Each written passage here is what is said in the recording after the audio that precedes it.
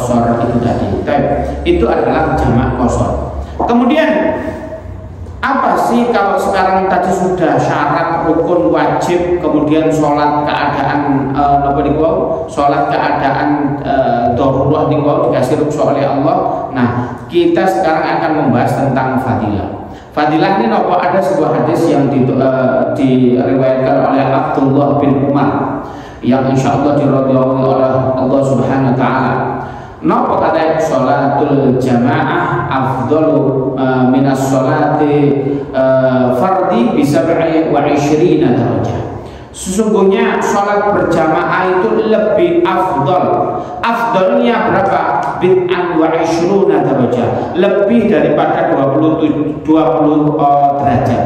Tetapi di kitab lain dikatakan 27 derajat. Maknanya ngeten. Kalau jenengan sholat di rumah, maka jenengan ini sholatnya pahala ya situ. Bayangkan kalau jenengan sholat di sini duit ganjarannya 17. Wes lek ngomong 17 derajat awake dhewe koyo gak kurang tertarik. Analoginya sederhana. Lek sholat di omah dikei 1 juta, di masjid dikei 17 juta. Kira-kira milih pundi? Milih 17. Maknanya pahalanya semacam itu di hadapan Allah Subhanahu Wa Taala. Ada beberapa sholat fadilah dalam sholat berjamaah. Yang pertama, barang yang siapa yang sholat berjamaah maka pahalanya 27 rakaat. Yang kedua, barang siapa yang berjamaah kemudian memiliki shaf yang paling depan. Baginda Nabi Muhammad SAW bersabda, seandainya umatku tahu lek roh pahala shaf yang paling depan, maka umatku itu sadurunge sholat pasti geger dhisik, mesti dia perang dahulu. Karena apa? Rebutan untuk sholat di depan. Tapi di antara kita kan monggo tengah jemawan, wale aku budal, wong pahala sing paling gede. Lah itulah kita. Kadang kita tidak mengetahui, maka shaf yang paling di depan ini adalah shaf yang paling utama. Kemudian apa fadilahnya sholat berjamaah lagi? Nah, dikatakan di sini hadisnya sufu fakum fa inna taswiyatas sufufi min tamamis shalah. Shaflah kalian yang lurus, rapatkan shaf, maka shaf Anda itu merupakan keutamaan daripada sholat. Apa makna keutamaan sholat? Nah, niki sholat berjamaah niki memiliki keutamaan diantaranya ngeten. Lebih mudah diterima amalnya oleh Allah Subhanahu Wa Taala daripada sholat dewi. Contoh ngeten, jenengan sholat di omah, Allahu Akbar, tumakninah gak blas, khusyuk enggak blas, Allahu Akbar, kait Allahu Akbar, mambu gorengane, lu lah kok iki berhenti pateni kompore, ngomong ya, waduh langsung kesusu, Allahu Akbar, ini enggak ada khusyuk, enggak ada tumakninah. Maka di akhir pertemuan kita akan membahas khusyuk dan membahas tumakninah. Nah, nggak ada khusyuk, nggak ada tumakninah, maka ini potensi untuk diterima berkurang. Lah di masjid podo ae seumpama kita nggak khusyuk, kita nggak diterima. Maka setiap kita sholat kita dilaporkan kepada Allah Subhanahu Wa Taala. Ya Allah, ono wong RW 8, RT 2 sembahyang.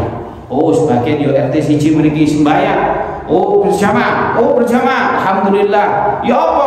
Waduh, niki makmume apa? Makmume waduh wis mantuk kabeh ngene iki. Wis lek ngono ya napa? Imame delok, oh imame mariatus umpama, seger khusyuk. Oke, terima. Mari ngono, ana sing imami liya. Kemudian napa imame beda. Ternyata imamnya apa? Ya napa saiki imame? Waduh, imame saiki gak khusyuk. Lah makmume apa? Podo mbek imame podo gak khusyuke. Nah, dilaporno. Lah iki kira-kira nek makmume gak khusyuk, imame gak khusyuk, kira-kira diterima apa mboten? Belum tentu.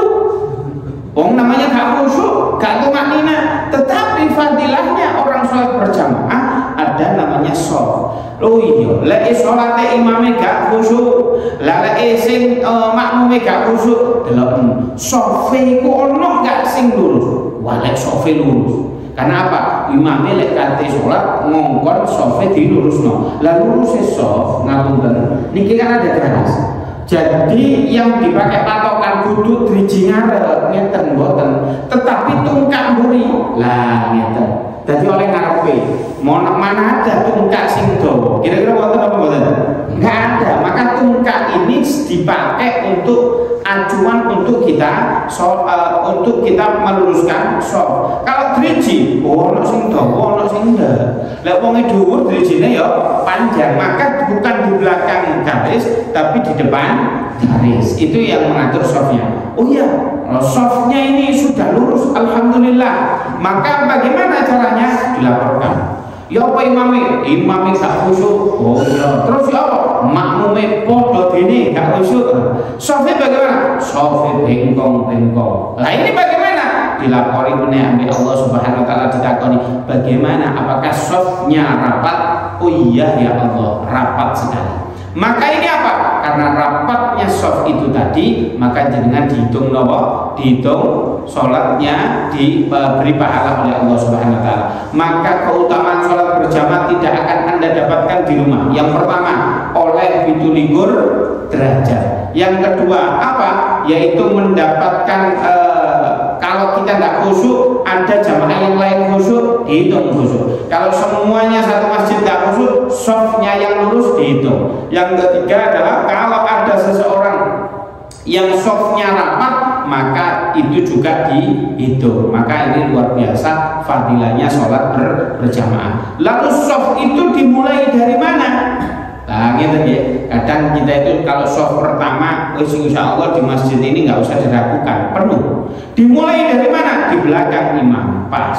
Imamnya di sini, maka di situ itu apa? Menjadi tempatnya makmum pertama. Lalu ke kanan apa ke kiri? Ke kanan dahulu. Maka kanan ini yang dipenuhi. Yang kedua adalah soft kedua, yaitu di situ. Ke kanan baru ke kiri. Bagaimana soft ketiga? Kebetulan ini ada sitar. Lalu awal dewi memenuhi soft yang sebelah kanan, pasti di ini kosong. Gini apa betul? Lah apalagi kita memenuhi di situ, tidak boleh. Yang bagus itu di sini. Kemudian apa? Gak apa-apa khusus hal ini kita memenuhi yang sana. Karena apa? Nanti ada tempat yang kosong. Dikarenakan kita tidak melihat softnya yang di sini ini dipikir niki karena wis penuh, dipikir begitu, sehingga apa? Ini tidak apa-apa, kita memenuhi yang sini dulu. Maka aslinya kalau kita sholat di tengah sini bisa, lewat di belakang orang ini masih bisa. Maka itulah cara kita mengatur soft dalam sholat. Maka baik itu gitu. Kemudian apa? Apalagi yang dikatakan sholat itu fadilahnya. Lah ini luar biasa sekali. Apa? Man sholla isya, sopai sing sholat isya berjamaah, faka'annama qoma nisful lailun, maka pahalanya diberi oleh Allah Subhanahu wa taala koyok-koyok wong sholat setengah wengi. Sumpah ya, jenengan itu ditakdir tangi jam loro, kuat sembahyang. Kira-kira jenengan kuat apa mboten jam loro sampai ngenteni subuh? Niku kuat apa mboten jam loro? Kuat ya, jam 1 sampai subuh. Wah, si mikir nih jam 1, jam 12. Wah, tambah mikir nih. Tetapi bagaimana orang sholat berjamaah sholat isya, fadilahnya diantaranya wong sing sholat isya berjamaah itu pada karo dia itu separuh dari malam. Anggaplah malam itu 12 jam, mulai jam 6 sampai jam 6 isu. Berarti koyok-koyok jenengan itu sholat napa 6 jam di waktu malam. Kefadilah koyok qiyamul lail. Berarti luar biasa. Maka sapa sing sholat isya berjamaah maka padha karo nisful lail. Kemudian saya lanjutkan hadisnya, wa man sholat subhi. Kemudian siapa yang sholat subuh, kemudian apa? Fi jama'atin, dilakukan secara berjamaah, faka'annama sholla lailatun kullaha, maka dia sholat seperti malam ini full dia sholat qiyamul lail. Ono wong kuat mari sholat isya perkara dia waliullah mungkin bisa semalaman. Kayak Imam Malik itu sholatnya berapa? Imam Malik itu sholatnya 300 rakaat dalam sehari, dalam semalam saja. Lalu bagaimana kita? Mustahil, orang kuat pak, mending kudu kerja, segala macam tidak kuat. Tapi bagaimana kalau kita sholat subuh berjamaah? Maka kayak kita satu malam full kita sholat. Makanya fadilahnya gede sekali. Maka udah sampai kehilangan sholat sing jenenge isya, ambil sholat subuh berjamaah. maka jangan sampai kelangan sholat isya kali subuh berjamaah, maka fadilahnya besar. Kemudian barang siapa yang melakukan sholat isya berjamaah, maka dia terbebas dari kategori nifaq atau apa, munafik.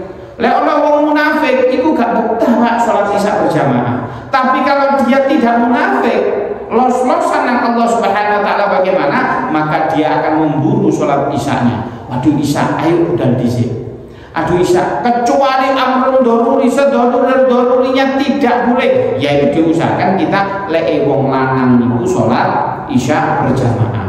Oke, kalau sholat berjamaah itu bagaimana? Kalau memang laki-laki dianjurkan, bagaimana kalau perempuan? Perempuan itu katanya bagusnya di rumah. Loh, oke. Tetapi kalau kita lihat di Masjid Nabawi ada pintu namanya Babun Nisa. Napa niku Babun Nisa? Yaitu pintu khusus perempuan. Berarti zaman Rasulullah wong wedok ya melok jamaah. Lalu siapa yang kategori Rasulullah, kata Rasulullah itu yang bagusnya di rumah? Uang lalai ini ngapunten bahasa ngeten. Patok katanya kata ulama niku, lek ana wong wedok sekiranya dia keluar rumah ada mudorotnya. Mudorot itu napa? Oh dhek wahyu Pak. Wahyu pol dalane megal-megal engko dideleki wong, makene bagusnya di rumah. Lelek pun sepuh, ngapunten wis umur dhuwure 30, wis anake loro, ya wis di masjid afdal. Lalu bagaimana anak saya masih kecil? Anak kecil ini boleh nggak kita bawa ke masjid? Contoh, anak kecil yang boleh dibawa ke masjid itu karakternya satu, harus mumayyiz. Mumayyiz itu bukan balik. Kalau balik itu ditandai dengan mimpi basah. Kalau laki-laki, kalau perempuan yasiru damul haid, yaitu mengalirnya darah haid. Jika umur 15 belum mimpi basah, belum haid, maka kata Imam Syafi'i dikatakan podo kalau dia wis balik. Lah ini bagaimana kalau anak kecil yang masih kecil belum kategori mumayyiz? Mumayyiz itu ciri-cirinya iso dikandani. Ya napa? Lek mari sholat oleh main, lek pas sholat ayo gak oleh main ya. Lek iso hari itu mumayyiz. Kenapa? Kalau dia itu belum mumayyiz, dia itu belum bisa mengontrol dia itu pipis atau pup itu dia tidak bisa mengontrol. Ini bagaimana kalau dia itu pakai pempes? Kira-kira pakai pempes angsal apa betul? Sing de ale cilik itu. Hukumnya boleh-boleh saja karena nggak netes. Tetapi bagaimana kalau orang anak kecil itu nempel-nempel di kita? Maka kata ulama disebut nopo hamalatin najasah. Podo karo sampeyan niku nopo nggawa najis. Contoh gitu, anaknya Mas Gustaf ini jenenge Bilal. Bilal itu karo iki wis mumayyiz sapa guru. Sok umpama ya. Ini bagaimana pada saat itu dijak. Kemudian apa? Pakai pempes. Dikandani guru kena digendong oleh Mas Gustaf. Digendong itu dia. Pas sembahyang boleh menggendong anak kecil. Kemudian apa? Sujud rukuk. Tetapi apa? Pas dia ngompol, berarti podo karo dia hamalatin najasa. So umpama niki analogi sederhana, ono arek cilik pup atau BAB, kemudian jenengan masuk no kresek ke sampean biasa, sampean sholat angsal apa boten? Boten? Apa bedanya pup iku ndek jero pempes? Sama saja, itu namanya disebut hamalatin najasa atau membawa najis.